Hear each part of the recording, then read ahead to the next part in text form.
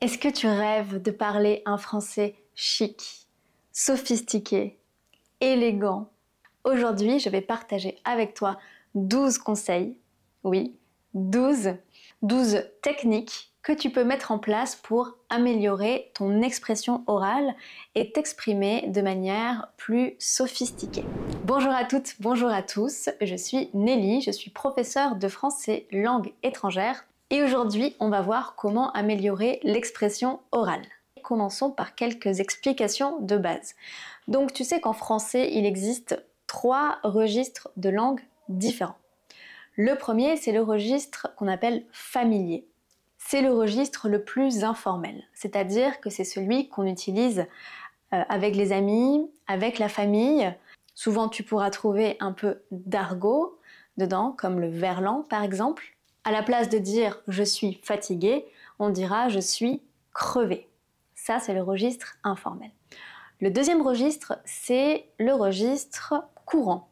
C'est celui que j'utilise là quand je te parle, c'est celui qu'on parle dans les universités, dans les écoles ou encore au travail. C'est aussi le français que tu apprends probablement dans les cours de français ou à l'école.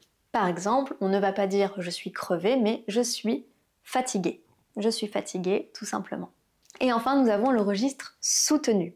Le registre soutenu, il est plus formel. Il est par exemple utilisé dans des discours, dans des situations officielles. Le vocabulaire utilisé est très riche, les expressions plus nuancées, la grammaire plus complexe. On ne dira pas « je suis crevé », on ne dira pas « je suis fatigué », on dira « je suis éreinté ». C'est un exemple, je suis éreinté. Donc l'objectif de la vidéo d'aujourd'hui, c'est de te donner des techniques pour parler un français qui se rapproche du registre soutenu, donc qui est plus sophistiqué, plus élégant, plus chic, plus riche. Le premier conseil que je te donne, c'est évidemment d'adapter ton vocabulaire. Alors, tu vas me dire, ce n'est pas facile d'avoir un vocabulaire riche, surtout quand on apprend la langue. Évidemment, ça demande du travail. Évidemment, ça n'arrive pas du jour au lendemain et ça demande du travail d'enrichir son vocabulaire. Premièrement, tu peux te concentrer sur les adjectifs. On a tendance à toujours utiliser les mêmes adjectifs. C'est gentil, c'est magnifique, par exemple. À la place de dire c'est magnifique, tu peux dire c'est splendide, c'est ravissant, c'est superbe. Voilà, donc travaille les synonymes des adjectifs. Ça permettra d'apporter de la nuance à ton discours et de rajouter de l'intensité. Le deuxième conseil que je te donne, c'est éviter d'utiliser la tournure très plus adjectif. Il y a toujours une façon de remplacer cette tournure. Par exemple, pour remplacer « c'est très chaud », tu peux dire « c'est brûlant ». C'est très froid, c'est glacial. C'est très grand, c'est immense. Mon troisième conseil concerne les verbes. Là aussi, l'objectif, c'est de trouver un maximum de synonymes. Par exemple, si tu veux dire « manger », il y a au moins 20 autres verbes plus précis qui se rapportent au verbe manger. Ça peut être déjeuner, ça peut être dîner, ça peut être souper, déguster, dévorer. Bref, je ne compte pas le nombre de synonymes. Donc l'idée, ça serait peut-être de faire une liste de verbes que tu utilises souvent et d'essayer de trouver un maximum de synonymes pour ces verbes. Quatrième conseil. À la place d'utiliser le pronom on, utilise le pronom nous. À l'oral, nous, les Français, on utilise beaucoup le pronom on.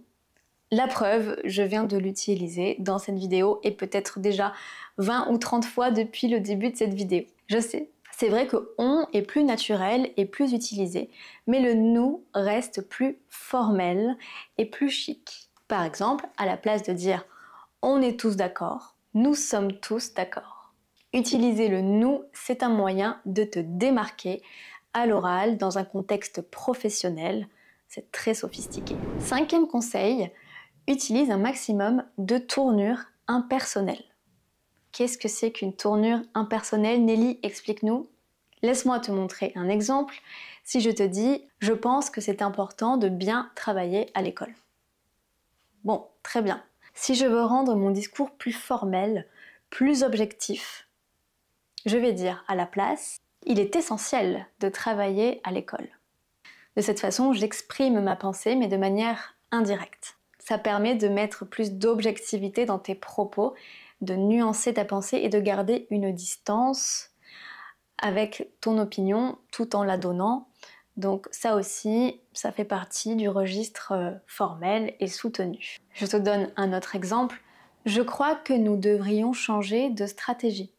Il serait peut-être judicieux de changer de stratégie. 6e conseil, éviter les contractions. Nous, les Français, quand nous parlons à l'oral, souvent, on fait des contractions. Par exemple, à la place de dire « je suis », on dit « je suis ». Je ne sais pas, je sais pas.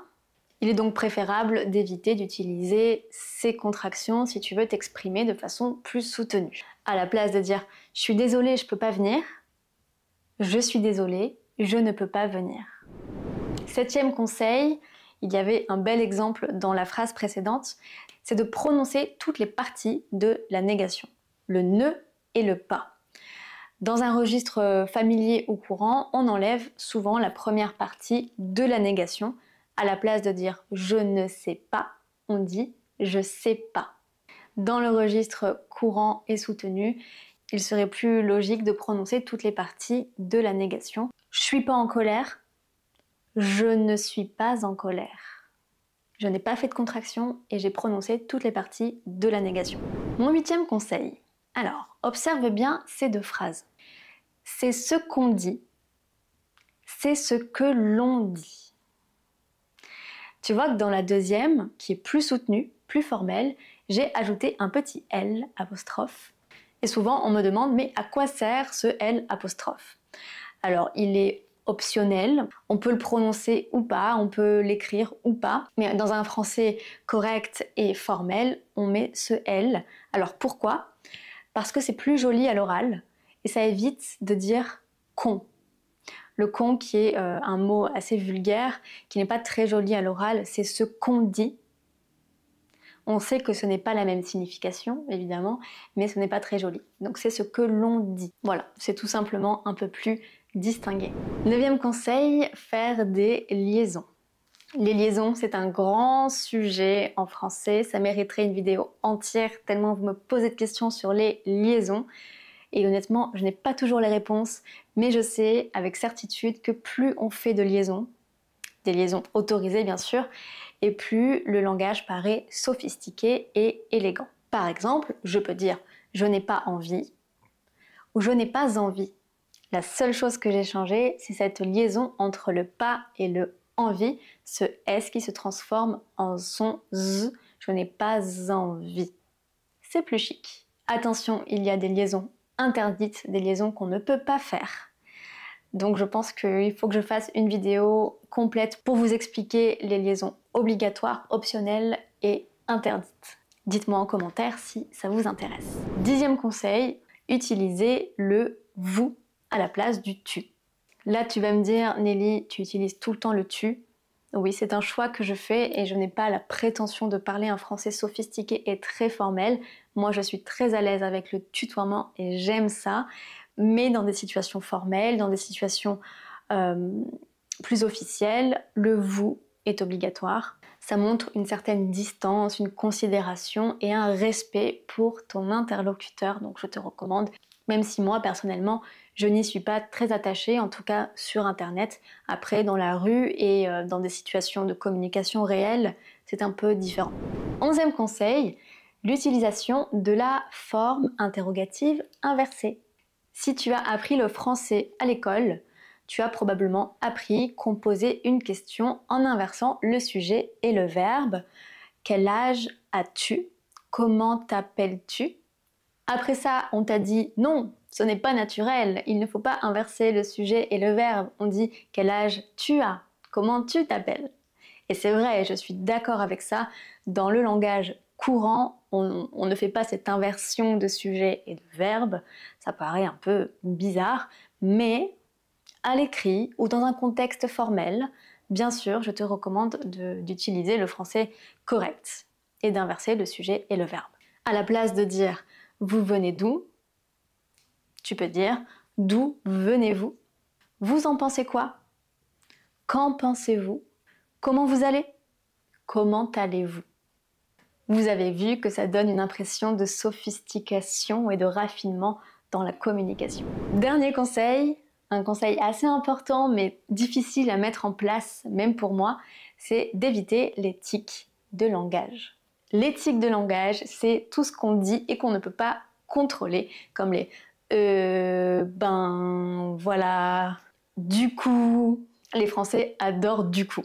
Je dirais que les Français et moi-même, on a beaucoup de tics de langage, mais quand vous apprenez une langue étrangère, justement, vous n'avez pas ces tics de langage, donc c'est très bien. Vous n'avez pas besoin de vous en débarrasser. Peut-être que c'est plus adapté un silence plutôt que du coup, voilà. Une pause, un silence, une reformulation donnera plus d'élégance à votre discours et plus d'impact surtout. Un petit résumé de tout ce qu'on a vu. Donc pour parler un français plus formel et plus soutenu, ça demande du travail, ça demande d'améliorer son vocabulaire, d'éviter les tics de langage, de travailler sa prononciation, les liaisons, les négations, tout ce qu'on a vu, et d'utiliser des expressions et des tournures de phrases plus complexes. J'espère que mes conseils auront été utiles et que vous saurez les mettre en place si vous avez envie de parler un français plus sophistiqué, ce qui n'est pas du tout une obligation. Moi-même, je ne parle pas un français sophistiqué, je préfère le français plus naturel, mais parfois on peut avoir besoin de parler un français formel. Voilà, c'était mes 12 conseils, j'espère que ça vous a plu. N'oubliez pas de vous abonner à la chaîne Français avec Nelly, de laisser un j'aime à la vidéo, comme d'habitude, et de me laisser un commentaire si tu as apprécié la vidéo. N'hésite pas à partager tes conseils. Est-ce que tu as envie de parler un français plus soutenu ou au contraire, tu préfères parler un français plus naturel? Voilà, j'aime beaucoup échanger avec vous dans la section commentaires, donc j'attends vos petits retours. Je vous dis à bientôt dans une prochaine vidéo. Prenez bien soin de vous. Salut!